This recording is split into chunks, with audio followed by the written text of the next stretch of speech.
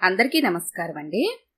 ఈరోజు మనం డాక్టర్ కొఠారి వాణి చలపతిరావు గారు రచించిన దొంగలున్నారు జాగ్రత్త అనే ఓ చక్కటి కథను విందాం. ఇక కథలోకి వెళ్దాం. రమణారావు రమణమ్మ నడివయసు దంపతులు. ఆకారాల్లోనూ స్వభావాల్లోనూ ఇద్దరు విభిన్నమైన చాలా మంది సగటు భారతీయ భార్యాభర్తల్లాగా 40 ఏళ్లుగా అంటే 4 దశాబ్దాలుగా ఒక ఇంట కలిసి కాపురం చేస్తున్నారు. రమణారావు 6 అడుగుల పొడవు, బక్కపలచని శరీరంతో గడకర్రలా ఉంటాడు. పాత తెలుగు సినిమాల జ్ఞానం ఇంకా మిగిలి ఉన్నవాళ్లు ఇప్పటికీ ఆయన్ని రమణారావు కాదు, రమణారెడ్డి అంటారు. రమణమ్మ అసలు పేరు రమణి. ఎత్తు 5 అడుగుల 1 అంగుళమే అయినా మనిషి బక్కగానే ఉండి గువ్వపెట్టెలా ఉండేది ఒకప్పుడు. కాన్పులయ్యి వయసు మీద పడుతూ ఉండటంతో కొంచెం బాగానే ఒళ్ళు చేసింది. దాంతో అందరూ ఈ మధ్య ఆమెను రమణమ్మ అని పిలుస్తున్నారు. జంట పదాల్లాగా ఎంచక్క రమణారావు రమణమ్మ పేర్లు వీళ్లకు భలేగా కలిశాయి. మేడ్ ఫర్ ఈచ్ అదర్ అన్నది ఈ దంపతులకు కేవలం పేర్లలోనే సరిపోతుంది అనుకుంటారు వాళ్లను ఎరిగిన వాళ్ళు. అలాంటి రమణారావు రమణమ్మ ప్రతిరోజు జనసమ్మర్దం అంతగాలేని రోడ్డు మీద వాకింగ్ చేస్తూ ఉంటే వాళ్ల వాకింగ్ చూసేవాళ్లకు చూడముచ్చట మాత్రమే కాదు, నవ్వగలిగిన వాళ్లకు కూడా బోలెడు కామెడీని ఫ్రీగా ఇస్తుంది అని గ్యారంటీగా చెప్పవచ్చు. రమణారావు పొడుగు కాళ్ల మనిషి కాబట్టి ఇక్కడో అడుగు అక్కడో అడుగు మరో అడుగు అన్నట్టు పెద్ద పెద్ద అంగలతో వేగంగా ముందుకు వెళ్ళిపోతూ ఉంటారు. రమణమ్మ మాత్రం ఇక్కడడుగు ఇక్కడే ఉన్నట్టు అడుగులో అడుగు వేస్తూ తాబేల్లాగా మెల్లగా నడుస్తుంది.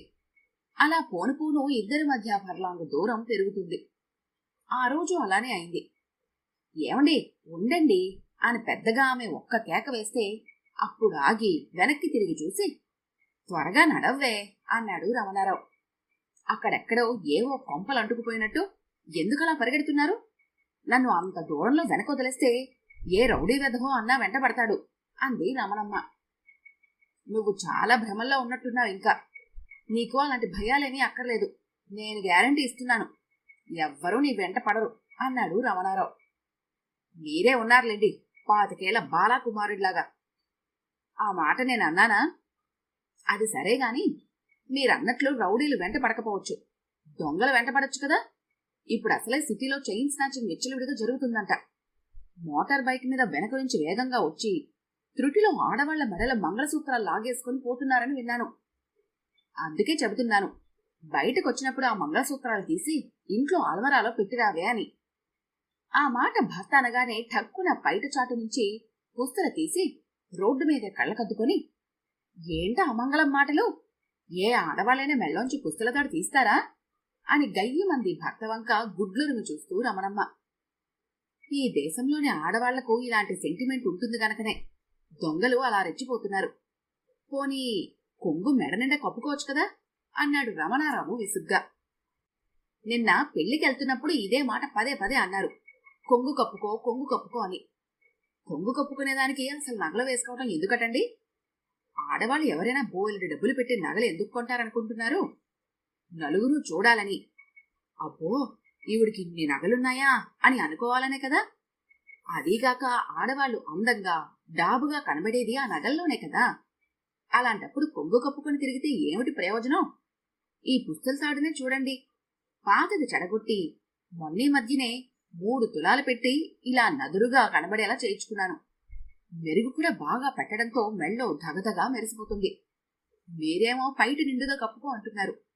ఇదేమన్నా బాగుందా అంది రమణమ్మ. కప్పుకోకపోతే రోడ్ షో చేస్తూ తిరుగు, నాకేంటి? అందరి కళ్ళతో పాటు ఏ దొంగ వెదవ కన్నో కూడా పడిందంటే హుష్కాకి జాగ్రత్త. చైన్ స్నాచర్స్ ఇప్పుడు అసలు రెక్కి చేసి ఎవరి మెల్లో ఏ చైన్ ఉంది, అది బంగారందా కాదా, బంగారందా అయితే ఎన్ని తులాలు ఉంటుంది అని అన్నీ ముందుగానే కనిపెట్టి ఆ తర్వాత మెల్లో నుంచి లాక్కెళ్ళిపోతున్నారట అన్నాడు రమణారావు. అమాయకంగా కనబడే ఆడవాళ్ళను చూస్తే దొంగలు ఎలా చేస్తారేమో గాని నా విషయంలో అలా కాదులేండి. తెలివితేటల్లో ఆ దొంగ వధాల కన్నా నేను 4 ఆకులు ఎక్కువే చదివిందాన్ని. దొంగతనం ఎలా చెయ్యాలో ఆ ఒడుపు వాళ్లకు తెలిస్తే నా సొమ్మును ఎలా కాపాడుకోవాలో ఆ ఉపాయం నాకు తెలుసు. దేనికైనా బుర్రుండాలి అంది రమణమ్మ గర్వంగా. అంతటి ఓవర్ కాన్ఫిడెన్స్ పనికిరాదు. మన జాగ్రత్తలో మనం ఉండాలి. లేకుంటే గర్వభంగం అవుతుంది ఏదో ఒక రోజు. నీకు అస్తమానం ఆ టీవీలో సీరియల్స్ చూస్తూ కూర్చోటమే కాని వార్తలు చూసే అలవాటు లేదు. చూస్తే ఎక్కడ ఏం జరుగుతుందో ఎలా జరుగుతుందో తెలుస్తుంది అంటూ అలవాటు ప్రకారం చకచకా కాళ్లకు చక్రాలు కట్టుకున్నట్టు మళ్లీ పర్లాంగు దూరం ముందుకు వెళ్ళిపోయాడు రమణారావు. ఉండండి అంటూ వెంటబడింది రమణమ్మ.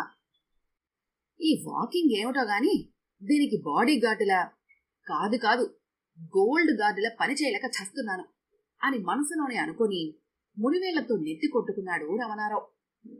సిటీలో చైన్ స్నాచింగ్లు అవుతున్నాయని వాళ్లు వీళ్లు చెబుతుంటే వినటమే గాని ఎలా అవుతున్నాయన్నది తెలియటం లేదు రమణమ్మకు. టీవీలో వార్తల సమయంలో ఆ సంఘటనలను సీసీ కెమెరాలో రికార్డైన వాటిని యథాతథంగా చూపిస్తున్నారని భర్త చెప్పడంతో ఈ మధ్య తరచూ తెలుగు ఛానల్ పెట్టుకుని న్యూస్ చూడటం మొదలుపెట్టింది. అవి చూస్తూ ఉంటే ఆమెకు ఆ దొంగల హస్తలాఘవానికి ఆశ్చర్యం వేసింది.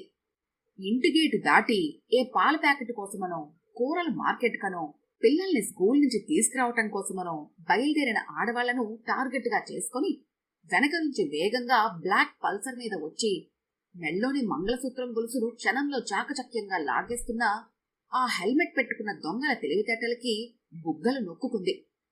బంగారాన్ని కాచేయటమే పనిగా పెట్టుకున్న వాళ్లకు దయాదాక్షిణ్యాలు లేవని నిరూపించే దుర్ఘటనలు అనేకం టీవీ స్క్రీన్ మీద బొమ్మ కట్టి ఆమెను అయ్యో అనిపించేలా చేశాయి. నిర్దాక్షిణ్యంగా బలంగా చైన్ స్నాచర్స్ గొలుసులు లాగటంతో కొంతమంది ఆడవాళ్లు అమాంతం కింద పడి గాయాల పాలవడాన్ని, రక్తమోడుతున్న వాళ్ల ముఖం, మెడ, చేతులను హృదయ విదారకంగా చూపిస్తున్నాయి సీసీ కెమెరాలు. ఒక స్త్రీ అయితే చికిత్స పొందుతూ చనిపోయింది కూడా పాపం. అదంతా బుల్లితెర మీద చూసిన రమణమ్మకు ఎంత ధైర్యంగా ఉందామనుకున్నా సాధ్యం కాలేదు. వెన్నులో వణుకు ప్రారంభమైంది. భర్త ముందు మాట్లాడిన ప్రగల్భాలు నీరు కారిపోతున్నట్టుగా అనిపించింది. అయినా నిలదొక్కుని ఈ కాలం మహిళల ఈ సమస్యకు పరిష్కార మార్గాన్ని తెలివిగా ఆలోచించాలి అని నిర్ణయించుకుంది. ఎంత గుంభనంగా గంభీరంగా ఉందామన్నా సాధ్యం కాక ఒకరోజు భర్త ముందు బయటపడింది. ఈ చైన్ స్నాచర్స్ ఒట్టి దొంగలే కాదండోయ్, ఆడవాళ్లను కింద పడేలా చేసి గాయాల పాలు చేస్తున్న శాడిస్టులు కూడా అంది ఆ రోజు టీవీ చూస్తున్న సందర్భంలో. అవును, అందుకే మరి నేనంతగా చెప్పేది. గొలుసు పోతే పోయింది, మళ్ళీ కొనుక్కోవచ్చు. ప్రాణాలు పోతే కష్టం కదా. పర్వాలేదులే, నీకు ఏమైనా అయితే అయింది, గొలుసు జాగ్రత్త అనకుండా ఇలా మాట్లాడుతున్నారు. ఏమో అనుకున్నాను గాని నీకు నేనంటే చాలా ప్రేమే. అవును మరి, నువ్వు లేకుంటే నాకు ఫుడ్ ఎట్లా? నాకు ఒక కప్పు టీ పెట్టుకుని తాగడం కూడా రాదే. ఈ ప్రేమ అందుకా మీరు అంటూ చేతిలో ఉన్న స్టీల్ గరిటతో భర్త బొజ్జు మీద సున్నితంగా ఒక దెబ్బ వేసింది రమణమ్మ. అవును, చైన్ స్నాచర్స్ నీ జోలికొస్తే రాణి రుద్రమదేవిలా ఏవేవో సాహసాలు చేసి నీ వీరత్వాన్ని నిరూపించుకుంటానన్నావు. అన్నాను. అయినా ఈ సిటీలో ఎంతమంది ఆడవాళ్ళు ఉండగా ఆ గొలుసులు లాక్కెళ్లే దొంగలు నా దగ్గరికే వస్తారని ఏముంది? వచ్చినా ఆశ్చర్యపోనవసరం ఏమీ లేదు. ఎందుకంటే నీ మెళ్ళో బంగారం గొలుసు మోకు సైజులో ఇంత లావున దిట్టంగా ఉంది. దొంగల కళ్ళు చూసి చూడగానే దానిమీద పడేలా జిగేలమంటోంది. దాంతో నువ్వు రోడ్డు మీద కనిపించావంటే భలే గోల్డ్ లేడీ దొరికింది, మన పంట పండింది అనుకోవటం ఖాయం. మీరు నన్ను భయపెట్టాలని అలా అంటున్నారు కదూ అంది రమణమ్మ పైకి ధైర్యం నటిస్తూ. అదేమీ కాదు, ఉన్న విషయమే అంటున్నాను గాని నా మాట విని ఏదైనా గిల్టు గొలుసు వేసుకోదాని బదులు. అది బంగారమా గిల్టాని చూసుకునే వస్తున్నారు దొంగలు అన్నారుగా అప్పుడు. అయినా మీరు కూడా ఆ పోలీసుల్లా గిల్టు నగలు వేసుకోండి, భుజం నిండా పైటి కొంగు కప్పుకోండి, ఆడవాళ్లు ఒంటరిగా రోడ్ల మీద నడవకండి అంటూ అడగకుండానే ఉచిత సలహాలిస్తారేంటి? దొంగల్ని పట్టుకోవడం చేత కాదు గాని ఇలాంటి ఉచిత సలహాలు మాత్రం అందరూ బాగానే ఇస్తారు. అయినా ఈ పోలీసులున్నది ఎందుకు? మన రక్షణ కోసం కదా. మనల్ని మనమే రక్షించుకుంటే ఇంకా వీళ్లు చేసే డ్యూటీ ఏమిటట అంది రమణమ్మ చేతులూపుతూ. దొంగలు ఈరోజు ఫలానా చోట ఫలానా ఆవిడ మెడలో గొలుసు గుంజైపోతున్నామహో అంటూ ముందు దండోరా వేసి ఆ తర్వాత రారు గనక. అందుకే పోలీసులు ఇలాంటి ఉదంతాలకు సీసీ కెమెరాల వీక్షకులు మాత్రమే అవుతున్నారు. అయినా మనము ఎవరి జాగ్రత్తలో వాళ్ళ ఉంటే పై ఎత్తున వాళ్లు ఈ దొంగతనాల నివారణకు అధికారికంగా తీసుకోవాల్సిన చర్యలు తీసుకుంటారు. పెద్ద ఎత్తున నిఘా పెట్టడం, ప్రత్యేక టీంలను ఏర్పాటు చేయడం వంటివన్నీ వాళ్లు చేస్తూనే ఉన్నారు కదా. ఎవరో వచ్చి ఏదో చేస్తారని ఎదురు చూసే కన్నా మనం చెయ్యాల్సింది మనము చెయ్యాలి అన్నాడు రమణారావు భార్యకు ఉపదేశం చేస్తున్నట్లుగా. అదే నిజమే అనుకుంది రమణమ్మ తనలో తాను అంగీకరిస్తూ. సిటీలో చైన్ స్నాచింగ్లు ఈ మధ్య ఇంకా ఎక్కువయ్యాయి. ఎక్కడ పడితే అక్కడ, ఎప్పుడు పడితే అప్పుడు యథేచ్ఛగా జరిగిపోతున్నాయి. వాటిని అదుపు చేయడానికి పోలీస్ శాఖ అన్ని చర్యలు తీసుకుంటోంది. ఆడవాళ్లు బయటికెళ్లినప్పుడు వాళ్ల బంగారాన్ని, వాళ్ల ప్రాణాలను కాపాడుకోవటానికి తగిన జాగ్రత్తలు తీసుకుంటున్నారు. అయినా నడి రోడ్డు మీద కూడా పట్టపగలే చైన్ స్నాచింగ్లు జరిగిపోతున్నాయి. ఈ వైపరీత్యం చూసి జనం ఆశ్చర్యపోతున్నారు. ఏ ఇంట్లోనైనా వెనకటి తరం ఆడవాళ్లుంటే ఇదెక్కడి విడ్డూరం అంటూ బుగ్గలు నొక్కుంటున్నారు. ఓ 90 ఏళ్ల పండు ముసలమ్మ వాళ్ల ఇంట్లో మంచంలో పడుకునే టీవీ చూస్తూ, మా కాలంలో మడిబట్టలు దండం మీద ఆరేసి మడిబట్టలు ఏ దొంగ విధమైనా ఎలా ఎత్తుకెళ్తాడు అనుకుంటూ నిశ్చింతగా ఉండేవాళ్ళం. అలాంటిది ముత్తైదేవుల మెల్లో పుస్తెల తాడు తెంపుకుపోవటానికి ఆ దొంగలకు చేతులెలా వస్తున్నాయే, ఆ మంగళం కాదు అంటూ సనిగిందట. ఆ మాటలు విని ఆ ఇంట్లోని 5వ తరం కుర్రకారుకు అదో జోక్లా అనిపించి పడి పడి నవ్వారట. సెంటిమెంట్తో కొట్టింది తాతమ్మ అనుకున్నారట కూడా. ఇలాంటివి ఎన్నో జోక్స్, కార్టూన్స్, వ్యంగ్య సంభాషణలు పత్రికల్లో రావటం మొదలుపెట్టాయి. అందరికీ అదే కరెంట్ టాపిక్ అయింది. మరి ఆ రోజు కాసేపు దొంగల కబుర్లు చెప్పుకుంటూ వాకింగ్ చేసిన రమణారావు, రమణమ్మ కూడా అలవాటు ప్రకారం మళ్లీ ఒకరు ముందు ఒకరు వెనక నడుమ పర్లాంగు దూరం అన్నట్లుగా వాకింగ్ చేస్తున్నారు. రమణారావుకి మెల్లగా నడవటం రాదు. దాంతో ఇద్దరి మధ్య దూరం అంతకంతకు పెరిగిపోతూ ఉంటుంది. మధ్య మధ్య వెనక్కి తిరిగి చూసి రావే అంటాడు ఆయన. అబ్బా వస్తున్నానుండండి అంటుంది ఆవిడ. ఆ రోజు కూడా ఆ ఫార్స్ అలాగే నడుస్తోంది. ఇంతలో ఉన్నట్టుండి వెనక ఏదో గోల, గట్టిగట్టిగా అరుపులు వినపట్టంతో ఠక్కున ఆగి వెనక్కి తిరిగి చూశాడు రమణారావు. తన భార్య రమణమ్మ పక్కనే ఓ నల్లరంగు మోటార్ సైకిల్ ఆగి ఉండటం, దాని పక్కన 2 కుర్రాళ్లు, చుట్టూ మూగిన 4-5 పాదచారులను చూసి సీన్ అర్థమై చకచక అడుగులేస్తూ వెనక్కొచ్చాడు. ఏమైందేమైంది అని అడిగాడు భార్యను ఉద్దేశించి కంగారుగా. పొరపాటైపోయిందండి. ఈ కుర్రాళ్ళిద్దరూ హెల్మెట్ పెట్టుకుని బ్లాక్ పల్సర్ మీద వేగంగా నా పక్క నుంచి దూసుకెళ్తూ ఒక్క క్షణం స్లో చేయటంతో నా మెల్లోని మంగళసూత్రాన్ని లాగటానికొచ్చిన ఆ చైన్ స్నాచర్స్ అనుకుని ఉలిక్కిపడి భయపడి రక్షణ కోసం చేతిలో ఉంచుకున్న తాళం చెవులు గుర్తుతో ఒక్కటి ముఖం మీద వేశాను. అబ్బా అంటూ గట్టిగా కేక పెట్టాడు వెనక కూర్చున్న ఈ అబ్బాయి. నిజానికి వీళ్ళు దొంగలు కారట. బైక్ మీద వేగంగా వెళ్లటం వీళ్ళకి సరదా అట. ట్రాఫిక్ లో ఎదురుగా ఏదో వాహనం వస్తే బండిని స్లో చేశారట అని రమణమ్మ చెబుతూ ఉండగానే, బ్లాక్ పల్సర్ మీద ఎవరైనా 2 కుర్రవాళ్లు వేగంగా వెళుతుంటే ఇక వాళ్ళు చైన్ స్నాచర్సేనా? ఏం మాట్లాడుతున్నావమ్మా నువ్వు? నీ తాళం చెవుల గుర్తుతో దబ్బనంలో ఉన్న ఆ పెద్ద తాళం చెవి విసురుగా తగలటంతో మా వాడి మెడకు, భుజానికి ఎంత పెద్ద గాయమైందో చూడు అంటూ ఆ 2 కుర్రాళ్లలో ఒకడు రమణమ్మ మీదకి వెళుతూ పెద్దగా అరిచాడు. పోలీస్ కంప్లైంట్ ఇస్తాను అంటూ సెల్ ఫోన్ బయటకు తీశాడు. దాంతో రమణారావు సీన్లోకి దిగి వాళ్ళిద్దరికీ సారీ చెప్పి సర్ది చెప్పాడు. చుట్టూ మూగిన వాళ్ల కూడా ఇక పోనీయండి అనటంతో కాసేపటికి గొడవ సర్దుమణిగి ఎటు వాళ్ళు అటు వెళ్ళిపోయారు. రేపటి నుంచి వాకింగ్ లేదు, ఏమీ లేదు, ఇంట్లోనే ఉండు నువ్వు అన్నాడు రమణారావు కోపంగా భార్య వంక చూస్తూ. నేనేం చేశాను? నా తప్పే ఉంది. వాళ్ళు నా పక్కనో చాగితే దొంగలేమో అనుకుని ఫెడేల్మని ఒక్కటేశాను కీ బంచ్తో. బైక్ మీద పోయే వాళ్ళంతా చైన్ స్నాచర్సేనా? కాదు, కాని ఎవరు దొంగలో ఎలా తెలుస్తుంది? వాళ్లను ఆగు అని కేకేసి ఆపి, బాబూ మీరు దొంగలా లేక మంచివాళ్లా అని అడిగి వాళ్ళు దొంగలం అని చెబితే ఫెడేల్మని ఒకటేసి, మంచివాళ్ళని చెబితే అయితే వెళ్ళండి అని చెప్పి పంపించడానికి అక్కడ అంత టైం ఉండదు కదా. అయినా ఆపద ముంచుకొస్తోంది అనుకున్నప్పుడు అసంకల్పిత ప్రతీకార చర్యలే గాని ఆలోచించి తీరుబడిగా పనులు ఎవరు చేస్తారు అంది రమణమ్మ అమాయకంగా. నీకు చెప్పటం కష్టం, నీతో ఎవ్వరూ వాదించలేరు అని నుదుటి మీద కొట్టుకుంటూ ఇంటి దారి పట్టాడు రమణారావు. ఏం మనిషో, యతిమతం మనిషి అనుకుంటూ భర్తను అనుసరించింది రమణమ్మ. మీ రక్షణ చర్యలు మీరే తీసుకోండి అంటారు, తీసుకుంటే మళ్ళీ విమర్శలు అని మనసులోనే గొనుక్కుంది. వాళ్ళ కుర్చీలో కూర్చుని వీక్లీ చదువుతున్న రమణారావు అకస్మాత్తుగా పెద్దగా గేటు చప్పుడు వినపడేసరికి తల ఎత్తి చూశాడు. పరిగెత్తుకొస్తున్నంత వేగంగా పెద్ద పెద్ద అంగలతో నడుస్తూ వస్తున్న భార్య రమణమ్మను చూసి ఆశ్చర్యపోయాడు. ఆమె చేతిలో కూరల బుట్ట ఉంది. ముఖం ఆనందంతో ఉద్వేగంతో వెలిగిపోతోంది. అదంతా కొత్తగా అనిపించింది ఆయనకు.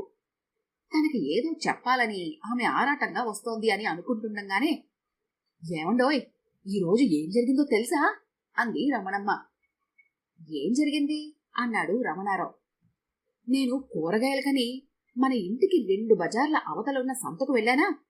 ఇంకో 10 అడుగులేస్తే సంత వస్తుందనగా నేను ఒంటరిగా నడుస్తుండటం చూసి 2 చైన్ స్నాచర్లు బైక్ మీద నన్ను ఫాలో అవుతూ వచ్చారు అని ఆమె చెబుతుండగానే మధ్యలో అందుకొని, వాళ్ళు చైన్ స్నాచర్లేనా, ష్యూరా అని అడిగాడు రమణారావు పూర్వానుభవాన్ని గుర్తు చేసుకుంటూ.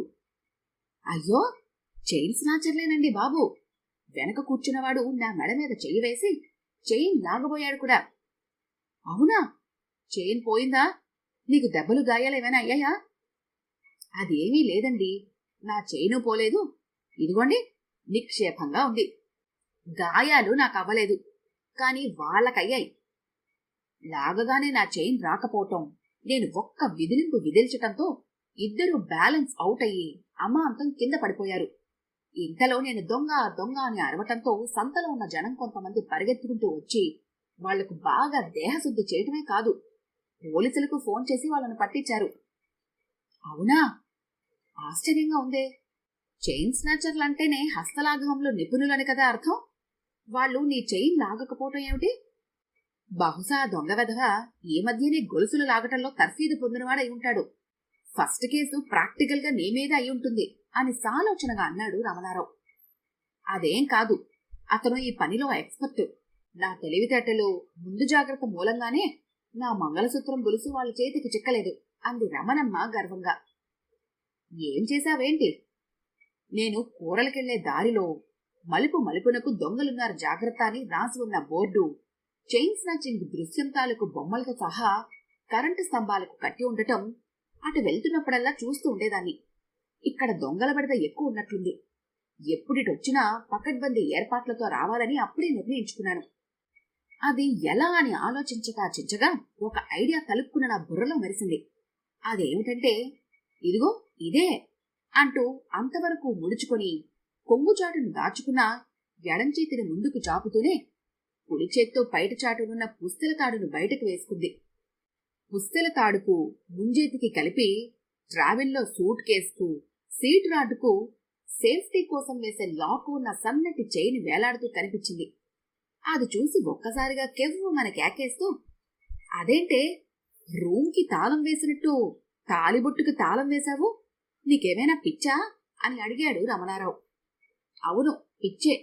ఇదే రోజు నా బంగారాన్ని నా ప్రాణాన్ని కాపాడింది అంది రమణమ్మ చీరల అడ్వర్టైజ్మెంట్లోలా చెయ్యి ముందుకు చాపి వయ్యారంగా నిల్చుంటూ.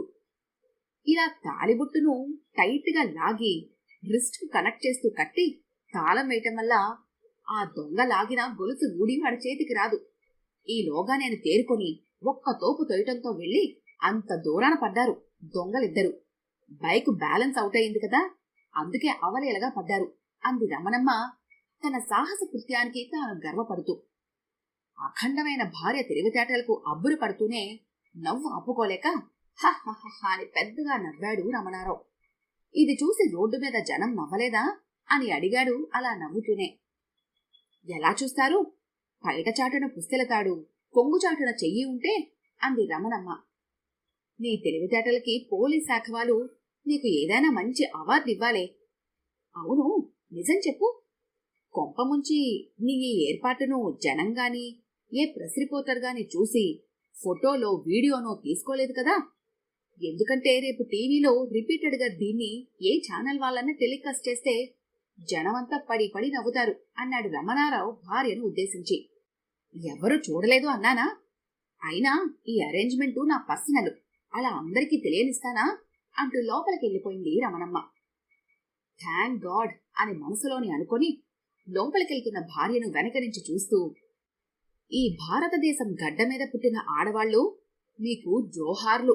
మహాపతివ్రతలైన మీ అందరికీ నా వందనాలు.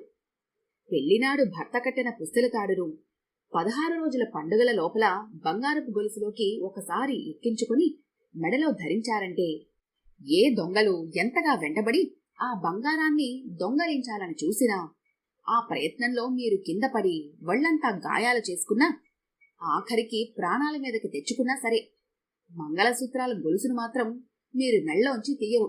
మీ పతి భక్తికి, మన సంప్రదాయం మీద, వివాహం తంతు మీద మీకున్న నమ్మకానికి శతకోటి వందనాలు అని భార్యతో కలిపి యావత్ భారత స్త్రీలకు చేతులు జోడించి నమస్కారం చేశాడు రమణారావు. ఈ కథ గనుక మీకు నచ్చినట్లయితే లైక్ చేయండి, షేర్ చేయండి.